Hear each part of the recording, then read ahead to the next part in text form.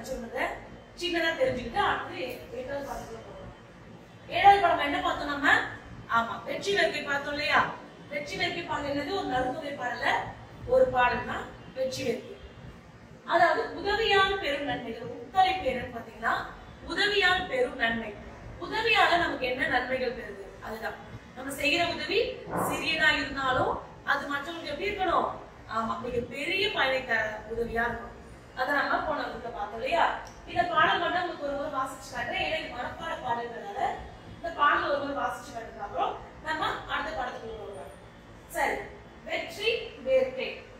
உதவியால் பெரும் நன்மை. தெல்லிய ஆளின் சிறுபழத்து ஒரு விதை, தென்னீர் கயத்து சிறுமீன் சினையிலும், நுண்ணிலே ஆயினும் அண்ணல் யானை, அரிதே புறவி ஆள் பெரும் படையோடு மண்ணுக்கு இருக்க நிழலாகுமே. அதிவீர ராமபாண்டியர். இந்த பாடல் எழுதுனது யாரு? அதிவீர ராமபாண்டியர் எழுதியிருக்காங்க. இந்த பாடலை என்ன சொல்லியிருக்காங்க? இப்போ தெரியன்றது என்னது? முதிர்ந்த ஒரு முதிர்ந்த ஒரு ஆலமரத்தினுடைய சிறிய விதையிலிருந்து முளைக்கக்கூடிய ஒரு பெரிய ஆலமரம் இல்லையா? ஒரு சின்ன விதையிலிருந்து முளைக்கக்கூடிய ஒரு பெரிய ஆலமரமா வளர்ந்து நிற்கும் பொழுது அந்த விதை எப்படி இருக்குன்னு சொல்லியிருந்தாங்க? எதோட ஒப்பிட்டு சொன்னாங்க? ஆமா, மீனினுடைய முட்டையை விட சிறியதா இருக்குமா? எது? ஆமா, அந்த ஆலமரத்தினுடைய விதை இல்லையா? ஒரு மீனுடைய முட்டையை விட சிறிய சைஸா இருக்கிறது எது? ஆலமரத்தோட விதை. அது மாதிரிதான் நம்ம செய்யற உதவி சிறியதாக இருந்தாலும், சின்ன உதவி செய்தாலும் அது மற்றவர்களுக்கு மிக பெரிய பயனை தரும். ஏன் ஆலமரத்துல ஒப்பிட்டு சொல்றாங்கன்னா, இந்த ஆலமரத்தை யார தங்கியிருந்தாங்க? மன்னர்களும் மற்றவர்களும். அதாவது படையெடுத்து போகும்போது 4 வகை படைகள் என்னென்ன சொல்லுங்க ஞாபகம் இருக்கு அவங்களுக்கு? ஆமா, யானை படை, குதிரை படை, தேர் படை, காலாட்படை. யானை படைன்றது என்ன சொல்லியிருந்தேன்? யானைகளை கொண்டு சென்று போர் புரிவது என்னது? யானைப்படை. அடுத்து குதிரை படை என்னது? குதிரைகளை கொண்டு சென்று போர் புரிவது. அடுத்து என்னது? யானைப்படை, குதிரை படை, தேர் படை. தேர் படை என்னது? தேரை கொண்டு போய் போர் புரிவது தேர் படை. கடைசியா காலாட்படை. காலாட்படை என்னதுமா? மனிதர்கள் தங்களுடைய கால்களால் நடந்து சென்று போர் புரிவதை என்ன சொல்றோம்? காலாட்படை. இந்த 4 படைகளும் மன்னரும் மற்றவர்களும் எல்லாரும் தங்கறதுக்கு ஒரு படை எடுக்கும் போது அவங்க தங்கறதுக்கு நிழலுக்காக ஒதுங்குறாங்க இடம் இந்த பெரிய ஆலமரம் இல்லையா? அப்படி சிறிய விதையிலிருந்து உருவாகிய பெரிய ஆலமரத்துக்கு தான் இத்தனை பேரும் நிழல் வாங்கிக்கிறாங்க. அப்படி இருக்கும் போது நம்ம செய்யற உதவி சிறியதா இருந்தாலும் அது மிக பெரிய பயனை தரதா இருக்கணும். சரிங்களா? நம்மளும் அதே மாதிரி மற்றவர்களுக்கு சிறிய சிறிய உதவியாச்சு நம்ம முடிஞ்ச வரைக்கும் செய்யணும். சரிமா, இது நம்ம பாடம் 7 பார்த்தது. இப்ப பாடம் 8. பாடம் 8 என்ன தலைப்பு நான் முதல்ல சொல்லிடுறேன். பிடியும் வேலைன்றதுதான் நம்ம பாடத்தினுடைய தலைப்பு. இந்த பாடம் ரொம்ப சிறிய பாடம் தான், சின்ன பாடம் தான். இந்த பாடம் என்னக்காக கொடுத்திருக்காங்கன்னு நான் சொல்லிடுறேன். வருணனை சொற்கள் சொல்றாங்க.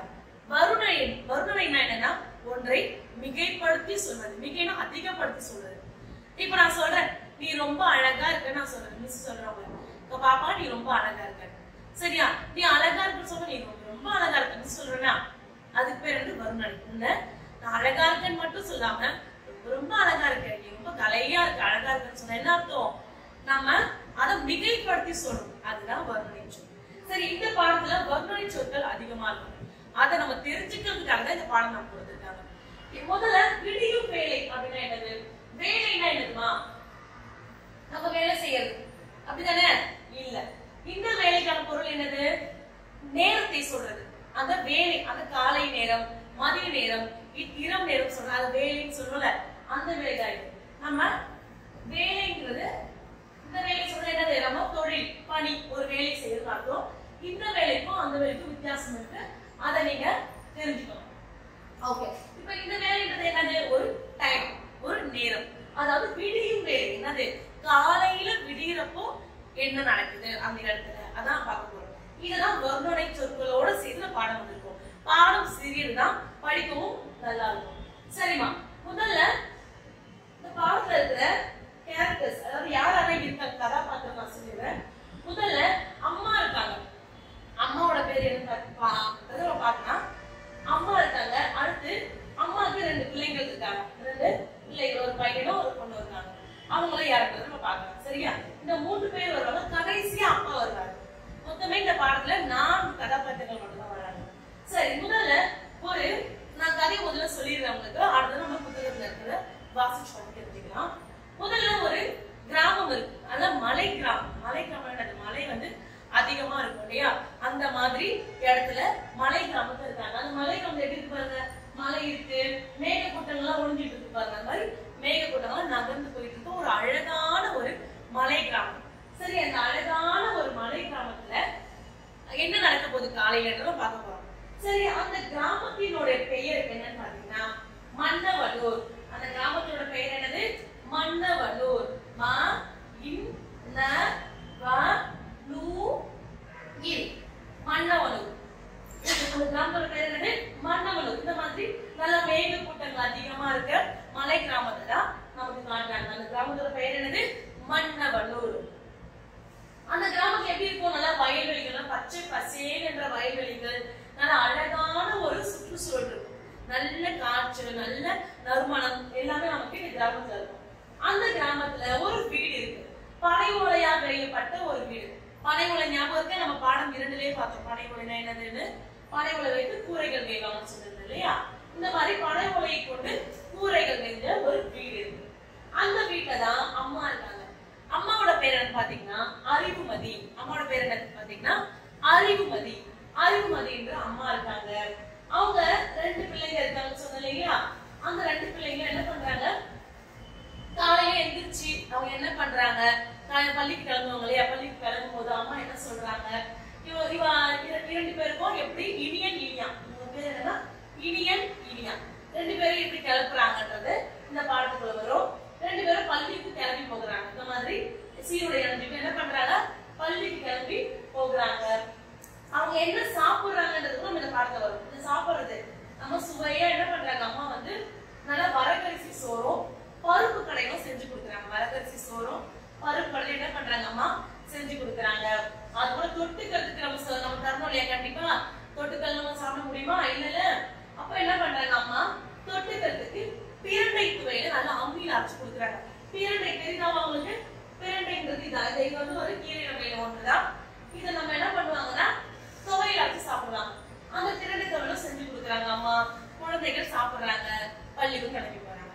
இதுல வர வர்ணனை சொற்கள் தான் நம்ம இந்த பாடத்துல முழுசா பார்க்க போறோம். சரியா? சரி, பாடத்துக்குள்ள போகலாம்.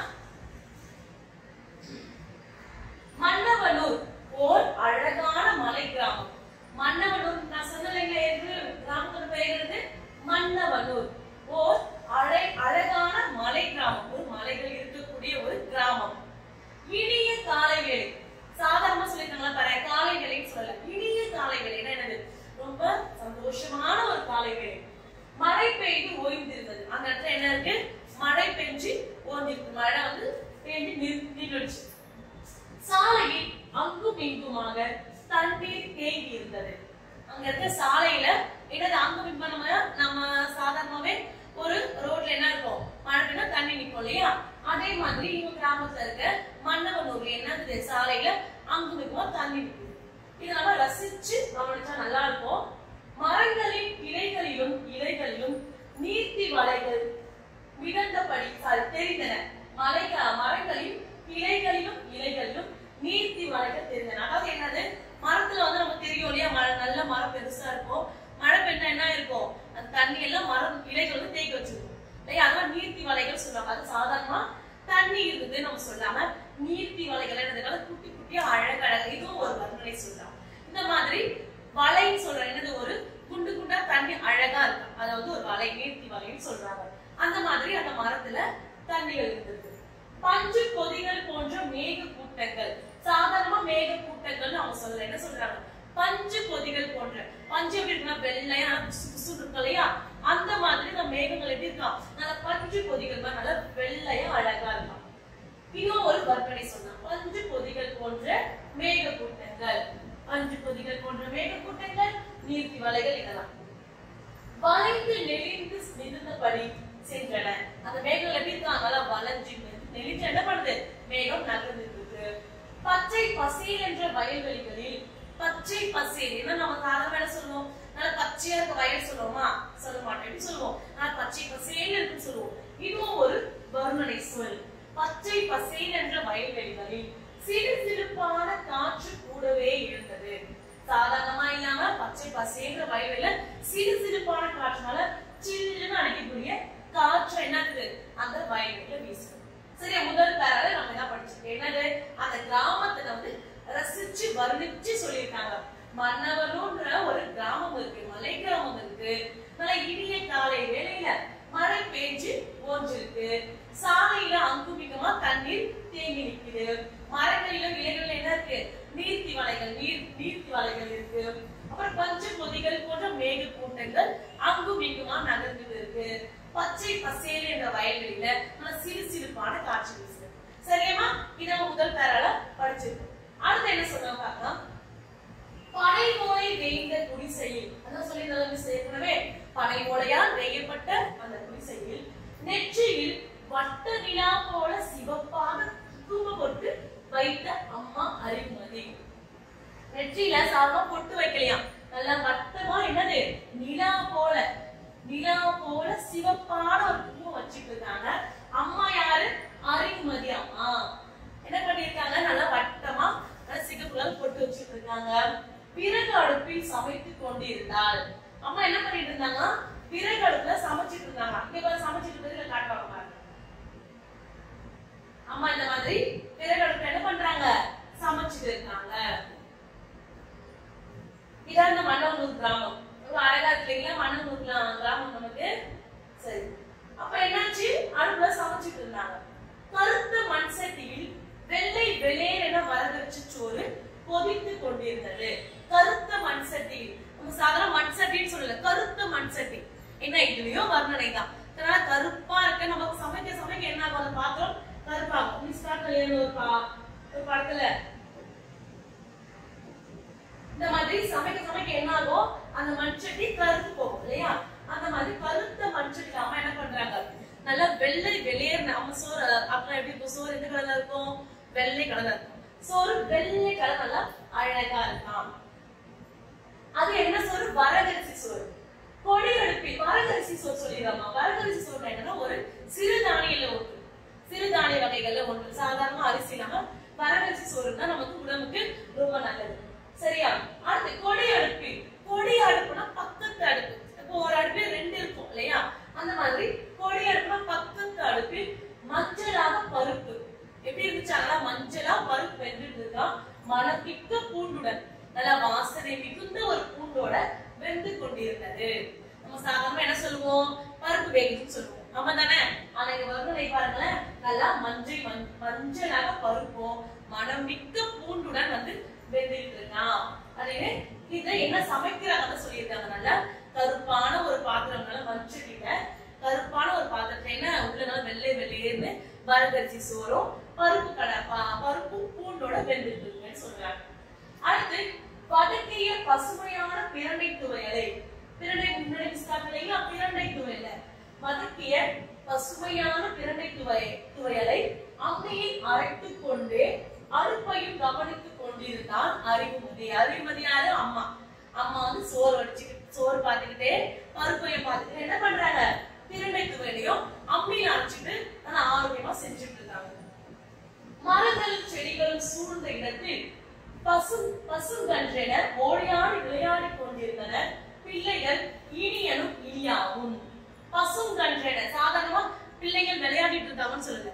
பசுங்கன்றுகள் என்னது, ஒரு சிறிய ஒரு பசுங்கன்று என்னது, ஒரு சின்ன கன்று இருக்கலாம் பசுக்கன்று.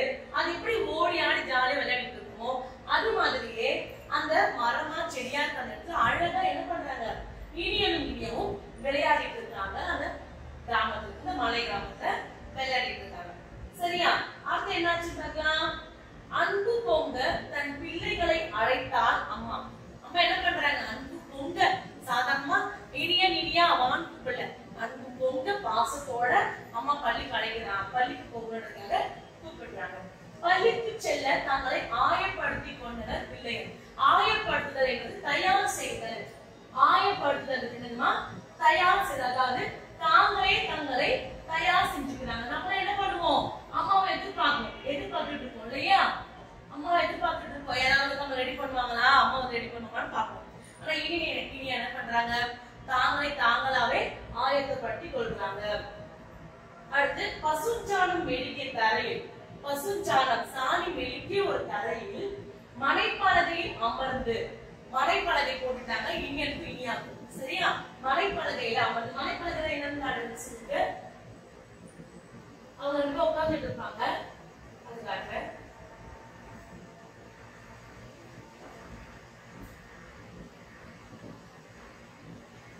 இந்த மாதிரி மனைப்பலகை தெரியாம கண்ணுக்கு இந்த மாதிரி ஒரு மனைப்பலகை, அதாவது உட்கார்றதுக்கு ஒரு இடம் ஒண்ணு ரெடி பண்ணி வச்சிருக்காங்க. அது மனைப்பலகை சொல்லுவாங்க.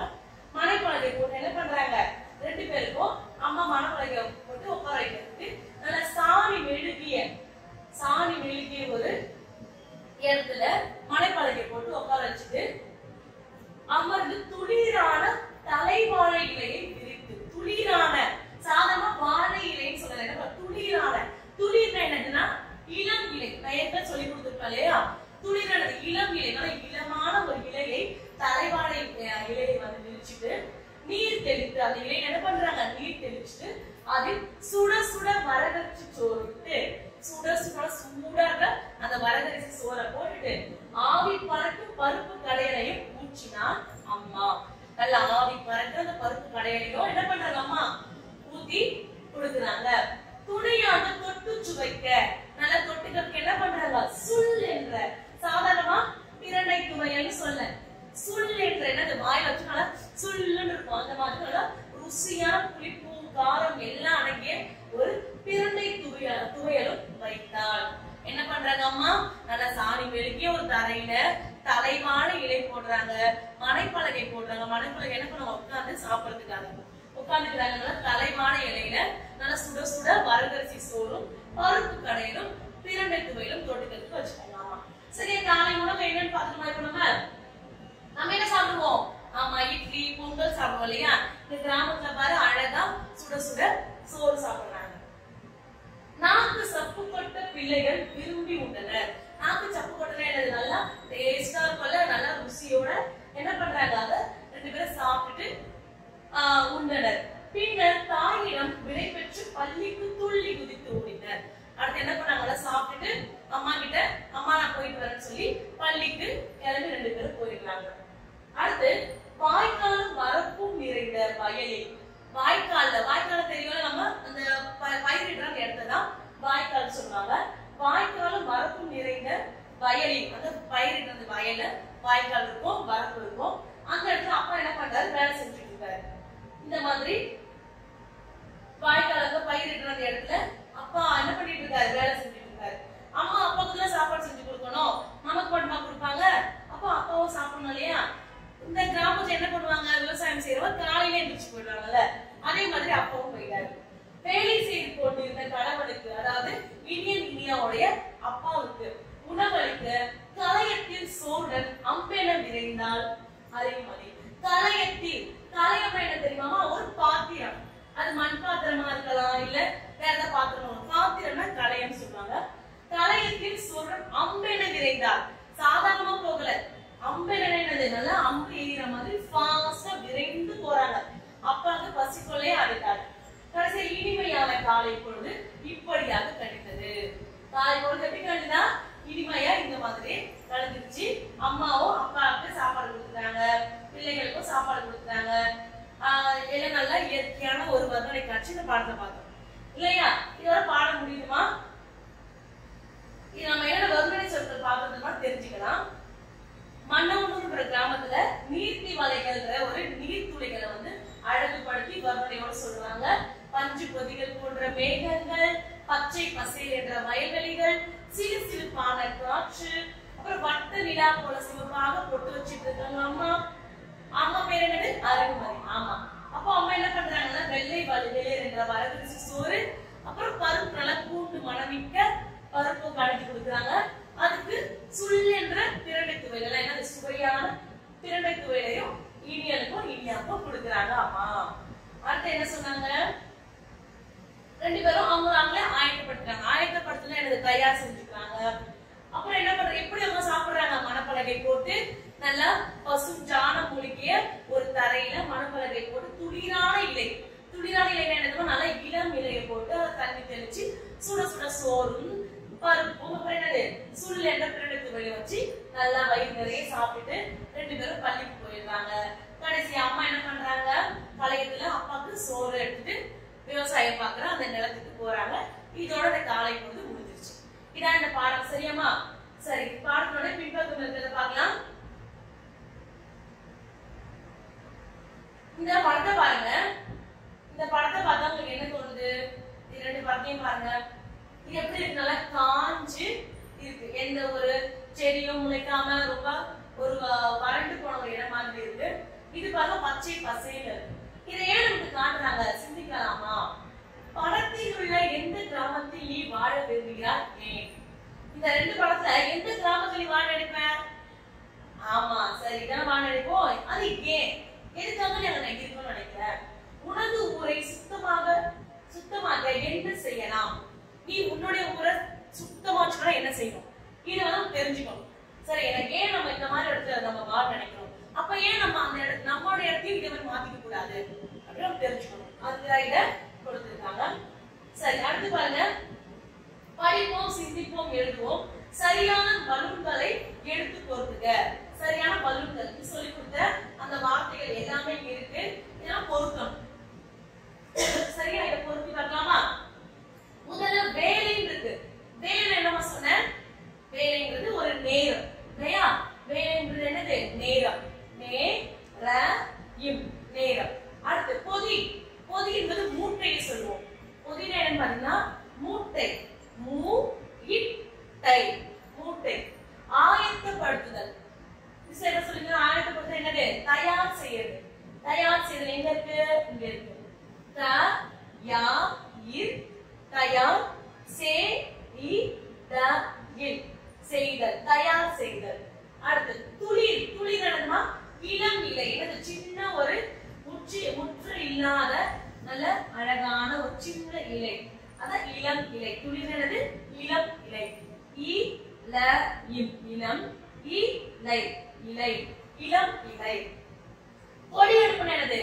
பக்க அடுப்பு. பக்கத்துல இருக்க ஒரு அடுப்பு. ஒரு அடுப்பு இருக்கு, அது பக்கத்துல இன்னொரு அடுப்பு இருக்கு. அதான் கொடி அடுப்பு. கொடி அடுப்பு என்னது? பக்க அடுப்பு. பக்க அடுப்பு. பக்க அடுப்பு.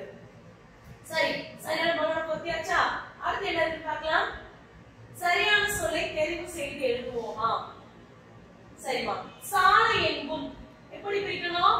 நான் என்ன சொல்லிருக்கேன்? ஒரு வார்த்தையை பிரிக்கும் போது அந்த 2 வார்த்தைக்கும் பொருள் தர மாதிரி தான் நம்ம பிரிக்கணும். பொருள் தராம இருக்கிறத நம்ம பிரிக்க கூடாது. இப்போ சாலை எங்கும் பிரிக்கிறோம். எப்படி பிரிக்கலாம்? சாலை கூட்டல் எங்கும். சாலை கூட்டல் எங்கும். அடுத்து சுண்டி இழுக்கும். இச்சொல்லை பிரித்து எழுத கிடைப்பது சுண்டி இழுக்கும். சுண்டி கூட்டல் இழுக்கும். என்ன நல்லா வாய் சப்பு கொட்ட சாப்பிட பிறந்ததுல தான் சொல்றாங்க. சுண்டி இழுக்கும். ஓடி கூட்டல் ஆடி என்பதை சேர்த்து எழுத கிடைக்கும் சொல் ஓடி ஆடி. ஓடி கூட்டல் ஆடி, ஓடி ஆடி. காலை கூட்டல் பொழுது என்பதை சேர்த்து எழுத கிடைக்கும் சொல் காலை கூட்டல் பொழுது, காலை பொழுது. அடுத்து வரகு கூட்டல் அரிசி. அம்மா என்ன சாப்பாடு செஞ்சாங்க? வரகு அரிசி செஞ்சாங்க. வரகு கூட்டல் அரிசி என்பதை சேர்த்து எழுத கிடைக்கும் சொல் வரகரிசி. வரகு கூட்டல் அரிசி, வரகரிசி. உணவு கூட்டல் அளிக்க என்பதை சேர்த்து எழுத கிடைக்கும் சொல் உணவளிக்க. உணவு கூட்டல் அளிக்க, உணவளிக்க. சரிமா? சரியானது நம்ம தேர்வு செஞ்சுட்டோமா? வினாக்கள் நம்ம வகுப்புல பார்க்கலாம். இது நமக்கு வகுப்புலயே இருக்கும். உரைப்பகுதியை படித்து வினாக்களுக்கு விடையளிக்க. இங்க இருக்க உரைப்பகுதியை படிச்சாம கீழே வினாக்கள் கொடுத்திருக்காங்க. அந்த வினாக்களுக்கு நம்ம என்ன பண்ணணும்? விடை சொல்லணும். சரி, படிக்கிறேன், நீ கவனி. நான் கேள்வி கேட்டா நீ தான் பதில் சொல்லணும். சரி, உரைப்பகுதியை படித்து வினாக்களுக்கு விடையளிக்க. சிறுதானிய உணவுகளே நம் உடல் நலத்திற்கு ஏற்றவை. குதிரைவாலி அரிசி, திணை, வரகரிசி, கேழ்வரகு, கம்பு, சோளம், பனிவரகு அரிசி, மாப்பிள்ளை சம்பா அரிசி போன்றவை சிறுதானியங்கள் ஆகும். சிறுதானியங்கள் என்ன சொல்லிருக்காங்க பாருங்க. குதிரைவாலி அரிசி, திணை, வரகரிசி, கேழ்வரகு, கம்பு, சோளம், பனிவரகு அரிசி, மாப்பிள்ளை சம்பா அரிசி போன்ற சிறுதானியங்கள் ஆகும். இந்த சிறுதானியங்களை கொண்டு பல உணவு வகைகளை மண்பானைகளில் சமைத்து பயன்படுத்துவது மிகவும் நல்லது. மண்பானையில சமைச்சு சாப்பிடுறது மிகவும் நல்லது. நாம் உண்ட உணவு முழுமையாக செரித்த பிறகுதான் அடுத்த வேளை உணவை நாம் உண்ண வேண்டும். நம்ம சாப்பிட்ட உணவு முழுவதும் செரிச்சுட்டு அப்புறம் தான் நம்ம அடுத்த வேளை உணவை சாப்பிடணும்னு சொல்றாங்க. இதைத்தான் நம் முன்னோர்கள், நம்ம முன்னோர்கள் யாரு? நம்ம முன்னாடி நம்முடைய தாத்தா பாட்டி அப்பா அம்மா அவங்க, நம் முன்னோர்கள் பசித்து புசி என்றனர். பசித்து புசி என்னது? பசிச்சது அப்புறம் சாப்பிடணும். நல்லா வயிறு ஃபுல்லா சாப்பிட்டு மழை காய்ச்சி என்ன பண்ணுவோம்? சாப்பிடக்கூடாது. பசித்து புசி என்றனர். இவற்றை தவிர்த்து விட்டு துரித உணவுகளை உண்ண தொடங்கியதே பல்வேறு நோய்கள் ஏற்பட காரணமாகிறது. துரித உணவு என்னதுமா? ஃபாஸ்டா செய்யறது, அதாவது ஃபாஸ்ட் ஃபுட் சொல்றாங்கல்ல, அந்த மாதிரி உணவுகள் சாப்பிடுறதால தான் நமக்கு நோய்கள் ஏற்படுதுன்னு சொல்றாங்க. சிறுதானிய உணவுகளை உண்போம், வளமான வாழ்வை பெறுவோம். சரியா? இந்த பத்தி உங்களுக்கு புரிஞ்சுதா? பத்திக்கு கீழே இங்க பாரு, அழகா காட்டிருக்காங்க. அந்த என்னென்ன சிறுதானியங்கள் வருது? திணை, வரகரிசி, மாப்பிள்ளை சம்பா அரிசி, கம்பு, சோளம், குதிரைவாலி அரிசி, பனிவரகு அரிசி, கேழ்வரகு, இந்த மாதிரி சிறுதானியங்கள் காட்டியிருக்காங்க. இதை நம்ம என்ன பண்ணுவோம்? சமைச்சு. எவ்வகை உணவு முறை நமக்கு ஏற்புடையது? எந்த மாதிரி உணவு நமக்கு ஏற்புடையதுமா? சிறுதானியங்களை கொண்டு என்ன பண்ண? மண்பானைகளில் சமைத்த உணவு நமக்கு ஏற்புடையது. சிறுதானியங்களுள் எவையும் 4 எழுதுக. சொல்லுங்க பார்க்கலாம். ஏதாவது 4 சிறுதானியங்கள் சொல்லுங்க. ஆமா, சரி. சோளம், கம்பு, குதிரைவாலி, பனிவரகு அரிசி, எதுனா எழுதலாம். 4 எழுதா போதும். மூன்றாவது பாருங்க, துரித உணவு வகைகளை உண்ணக்கூடாது ஏன்? நம்ம ஆரோக்கியமான உணவு சாப்பிட என்ன பண்றோம்? துரித உணவுகள் என்ன பண்றோம்? ஃபாஸ்ட் ஃபுட் சாப்பிடுறோம். அதை ஏன் உண்ணக்கூடாது? அதான் நமக்கு நோய்கள் வருது இல்லையா? அதை நம்ம என்ன பண்ணக்கூடாது? ஃபாஸ்ட் ஃபுட் சாப்பாடு சாப்பிடக்கூடாது. அடுத்து நமக்கு பிடிச்சது வந்துருச்சுமா? உங்களுக்கு பிடிச்சது என்னது? கலையும் கைவண்ணமும். தேவையான பொருட்கள் என்னென்ன கொடுத்துருக்காங்க, அதை வச்சுட்டு செய்முறையும் கொடுத்துட்டாங்க. நீங்க என்ன பண்ண? இந்த மாதிரி ஒரு கரடி பொம்மை அழகா செஞ்சு மிஸ்க்கு கொண்டு வரலாம். சரியா? அடுத்து அறிந்து கொள்வோம். அறிந்து கொள்வோம்ன்றது ஒண்ணு இருக்கு, தெரிஞ்சுப்போம். 2 சொற்கள் ஒரே கருத்தினை வலுப்படுத்துவது நேரிணை. அதாவது இலக்கணம் சொன்னாங்க, இதெல்லாம் பெரிய கிளாஸ் போனா தெரியும். நேரிணை எதிரிணைன்னு சொன்னாங்க. நேரிணை எதிரிணை, அதாவது உங்களுக்கு ஈஸியா சொல்ற மாதிரினா பொருள் கூறுகம் எதிர் சொல் மாதிரி. நேரிணை ஒரு பொருளுக்கு ஏற்ற பொருள் சொல்றது நேரிணை. ஒரு வார்த்தைக்கு எதிரான ஒரு வார்த்தை சொல்றது எனக்கு எதிரிணை. சரி, எதிர் சொல் மாதிரி. இப்போ பாருங்க, நமக்கு இங்க எக்ஸாம்பிள் எடுத்துக்காட்டு கொடுத்துருக்காங்க. சீரும் சிறப்புமாக, நம்ம சாதாரண சொல்ல சிறப்பா இருந்துச்சுன்னு சொல்லுவோம். நல்லா சீரும் சிறப்புமா நடந்துச்சு ஒரு விழா அப்படின்னு சொல்றோம் இல்லையா? அதுதான் நேரிணை. அதாவது சீரும்னாலும் ஒன்றுதான், சிறப்புன்றாலும் ஒன்றுதான், அது சேர்ந்து பேசுறாங்க, அதுதான் நேரிணை. அது மாதிரி ஓங்கி உயர்ந்த, நல்லா உயர்ந்த ஒரு மரத்தை சொல்லுவோம், நல்லா ஓங்கி உயர்ந்த ஒரு மரம் சொல்லுவோம். ஓங்கினால ஒண்ணுதான், உயர்ந்தனால ஒண்ணுதான். நம்ம என்ன பண்றோம்? ரெண்டு சேர்த்து பேசுறது என்னது? நேரிணையாகும். இப்ப எதிரிணை பாருங்க, 2 எதிர்ச்சொற்கள் எதிரெதிர் கருத்தினை வலுப்படுத்துவது எதிரிணை. 2 எதிர்ச்சொற்கள் எதிரான ஒரு கருத்தை சொல்லும். இப்போ நம்ம என்ன பண்றோம்? படிச்சுட்டு இருக்கோம். இரவு பகலா படிச்சான் சொன்னாங்க இல்லையா? இரவு பகலா படிச்சான். இரவுன்றது நைட்டு, பகல் காலையில நம்ம இருக்குது. அப்ப இரண்டையும் சேர்த்து எதிரெதிர் சொல்ல சேர்த்து பேசுவாங்கல்ல, இதற்கு பேர் தான் எதிரிணை. சரி, அது மேடு பள்ளம், ஒரே மேடு பள்ளமா இருக்கு, சாலை முழுக்க மேடு பள்ளமா இருக்கு சொல்லுவோம்ல. இப்ப மேடும் இருக்கு பள்ளமும் இருக்கு, எதிரெதிர் சொற்களை சொல்லுவோம், இது எதிரிணை. சரியா? நேரிணை என்னது? எதிரிணைனா நேரிணை என்பது ஒரே சொல்லை ஒரே பொருளோட ஒப்பிட்டு பேசும்போது பயன்படுத்துறது நேரிணை. எதிரிணை என்பது எதிரெதிர் சொற்களை ஒப்பிட்டு பேசுறது எதிரிணை. சரியா? நம்ம தெரிஞ்சுக்கலாம், அவ்வளவுதான். அது செயல் திட்டம். உங்களுக்கு ஹோம் ஆக்டிவிட்டி என்னன்னு பாருங்க. சிறுதானியங்கள், நவதானியங்கள் ஆகியவற்றை சேகரித்து ஒட்டி அதன் பெயரை எழுதி பட தொகுப்பு தயார் செய்க. என்ன பண்ணும்? சிறுதானியம், நவதானியம். நவதானியம் நம்ம பாடம் 4 படிச்சிருக்கோம் இல்லையா? நெல், கோதுமை, பாசிப்பயிறு, 9 நவதானியங்கள் இருக்கு. அது இப்ப படிச்ச சிறுதானியம் இதனுடைய படத்தெல்லாம் ஒட்டி நீங்க தயார் செஞ்சு கொண்டு வரணும். சரி மையத்துல பாடத்துல இருக்கு. இப்போ நம்ம ஒர்க் புக் பார்க்கலாம். விடியும் வேலை பொருள் கூறுக. நான் சொல்லி கொடுத்த எல்லாமே இதுலயே வந்திருக்கு. ஒரு முறை படிச்சுட்டு போயிடலாம். ஓகே, பொருள் கூறுக பாரு. ஆயத்தப்படுத்துதல் என்னது? தயார் செய்தல். கொடி அடுப்புனா என்னதுமா? பக்க அடுப்பு. துளிர் என்னது? இளம் இலை. பொதி என்பது மூட்டை. வேலை என்பது என்னது? நேரம். அடுத்து பிரித்து எழுதுக. சாலை எங்கும், சாலை கூட்டல் எங்கும். சுண்டி இழுக்கும், சுண்டி கூட்டல் இழுக்கும். மலை கிராமம், மலை கூட்டல் கிராமம். ஞாபகம் இருக்கு நம்ம என்ன மலை கிராமம் பார்த்தோம்? ஆமா, மன்னவனூர். இயற்கை காட்சி, இயற்கை கூட்டல் காட்சி. பிரண்டை துவையல், பிரண்டை கூட்டல் துவையல். அடுத்து சேர்த்து எழுத பாருமா. ஓடி கூட்டல் ஆடி, ஓடி ஆடி. காலை கூட்டல் பொழுது, காலை பொழுது. வரகு கூட்டல் அரிசி, வரகரிசி. உணவு கூட்டல் அளிக்க, உணவளிக்க. மனை கூட்டல் பலகை, மனை பலகை. மனை பலகை என்னது? நம்ம உட்கார ஒரு பொருள் தான் மனை பலகை. அடுத்து வினா விடை பார்க்கலாமா? முதல் கேள்வி பாருங்க. அழகிய மலை கிராமத்தின் பெயர் என்ன? என்னது? ஆமா சரி, அழகிய மலை கிராமத்தின் பெயர் மன்னவனூர். மா இன்ன வ நூ இர், மன்னவனூர். இரண்டாவது கேள்வி பாருங்க. கிராமத்தில் உனக்கு பிடித்த இயற்கை காட்சிகளை எழுதுக. எல்லா காட்சியும் பிடிச்சிருச்சுல. என்ன எழுதிருக்காங்க? பஞ்சு பொதிகள் போன்ற மேகக்கூட்டங்கள், வளைந்து நெளிந்து செல்லும் பாதைகள், பச்சை பசேல் என்ற வயல்வெளிகள், சிறு சிறு பான காட்சி. இதெல்லாம் கிராமத்துல நமக்கு பிடிச்ச ஒரு இயற்கை காட்சி இல்லையா? அடுத்து பிள்ளைகள் உணவாக என்ன சாப்பிட்டார்கள்? பிள்ளைகள் உணவு என்னவா சாப்பிட்டாங்க? வரகரிசி சோறும், பருப்பு கடையலும், பிரண்டை துவையலும் சாப்பிட்டாங்க. அடுத்து நான்காவது கேள்வி பார்க்கலாம். சிறுதானியங்கள் எது மைண்ட் எழுதுங்க. நம்ம எது பார்த்தாச்சு இல்லையா? சிறுதானியங்கள் எழுதணும்.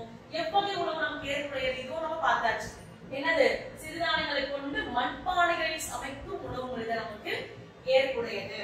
துரித உணவுகளை உண்ணக்கூடாது. ஏன்? ஏன் சாப்பிடக்கூடாது? துரித உணவுகளை சாப்பிட தொடங்கியதே பல்வேறு நோய்கள் ஏற்பட காரணம்.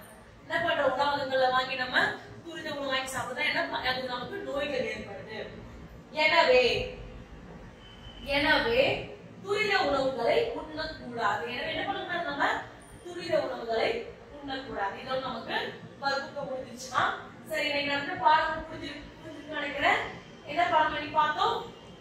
விடியும் வேலை பாடம் பார்த்தோம். சரி, அடுத்த வகுப்புல நம்ம அடுத்த பாடம் பார்க்கலாம். நன்றி குழந்தைகளே.